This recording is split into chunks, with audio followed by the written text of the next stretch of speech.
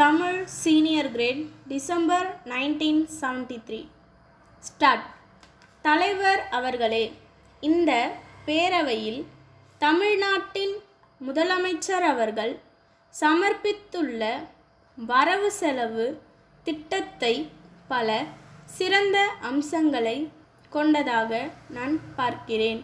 புதிய அரசாங்கம் பொறுப்பேற்ற பிறகு அதன் முழு ஆற்றலோடு தயாரிக்கப்பட்ட முதல் திட்டமாக இதனை கருத வேண்டியிருப்பதால் இதை குறித்து நாம் நன்கு ஆராய்வது அவசியமாகிறது. இந்த திட்டம் பற்றாக்குறை திட்டம் அல்ல.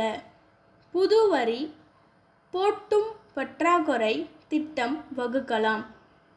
என்னை பொறுத்தவரை வரியே விதிக்காததை உயர்வு என்றோ சிறப்பு என்றோ நான் கருதவில்லை.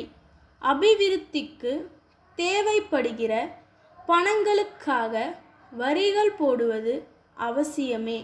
எனினும் யாருக்கு வரிகள் போடுவது என்ற பிரச்சனைதான் இங்கே முக்கியம். இதை சொல்ல வேண்டிய நிலையை முன்னிட்டு தான் மாநில அரசாங்கம், மத்திய அரசாங்கம் ஆகியவற்றிற்கிடையே உள்ள பொருளாதார தொடர்பு, இந்த நிதிநிலை அறிக்கையில் உள்ள பொருளாதார தொடர்பு இந்த நிதிநிலை அறிக்கையில் மிகவும் விமர்சிக்கப்பட்டிருக்கிறது. மாநில அரசாங்கம், மத்திய அரசாங்கம் ஆகியவற்றிற்குள்ள பொருளாதார நிலைமை, வரி விதிப்பு அதிகாரம், வரி பங்கீடு ஆகியவற்றை பற்றியெல்லாம் முதலமைச்சர் அவர்கள் விமர்சித்திருக்கிறார்கள். இனிமேல் வரி விதிப்பதற்கில்லை என்ற உண்மையினை உணர்ந்து வரி போடுவதை தவிர்க்கிறார்கள். அதற்காக முதலமைச்சரை பெரிதும் பாராட்ட கடமைப்பட்டிருக்கிறேன். நம்முடைய பொருளாதாரத்தை முறைப்படுத்தி காட்ட மக்கள் மீது தாங்க முடியாத அளவுக்கு வரிகள் போடுவதை தவிர்த்து தாங்கக்கூடியவர்கள் மீது வரிகள் விதிக்க இந்த அரசுக்கு எந்த அதிகாரமும் இல்லை என்பதை அனுதாபமான நிலையில் அடக்கத்தோடு பண்பு கலந்த வார்த்தையிலேயே எடுத்து சொல்லியிருக்கும் முதலமைச்சர் அவர்களை நான் பாராட்டுகிறேன். அடுத்து, இலங்கை அகதிகள் பற்றிய பிரச்சனைகள் மிக வருத்தத்தக்கதாகும். சிங்களத்தையும் சேர்த்து ஆண்ட தமிழ் மரபினர் இன்று கடலில் தூக்கி எறியப்பட்டு தமிழகம் வருகிறார்கள். இதை நினைக்கின்ற போது மனம் கொஞ்சம் சங்கடம் அடையத்தான் செய்கிறது. சென்ற ஆண்டு வரை பர்மா அகதிகள் இங்கு வந்தார்கள்.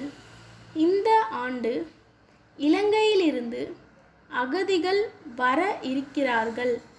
இனிமேல் வந்து கொண்டே இருப்பார்கள். இந்த அகதிகள் பிரச்சனையில் மத்திய அரசு இன்னும் கொஞ்சம் பொறுப்போடு கடமையுணர்ச்சியோடு நடந்து கொண்டிருந்தால் இந்த சிக்கல் தோன்றி இருக்காது. இது சர்வதேச பிரச்சனை. தாயகம் திரும்பும் அகதிகளை குடியேற்றுவதற்கும் அவர்களுக்கு புனர்வாழ்வு அளிப்பதற்கான வழிவகையினை காண்பதற்கும் மாநில அரசு வழிவகை செய்திருப்பதை எல்லோரும் பாராட்டி இருக்கிறார்கள். இலங்கையிலிருந்து லட்சக்கணக்கான குடும்பங்கள் வர இருக்கின்றன. ஏற்கனவே பர்மா அகதிகள் பற்றிய அனுபவம் நமக்கு இருக்கிறது. அவர்களுக்கு சரிவர நிவாரணம் ஏற்படவில்லை. இதற்கென தனி அதிகாரி ஒருவரை நியமிக்க வேண்டும்.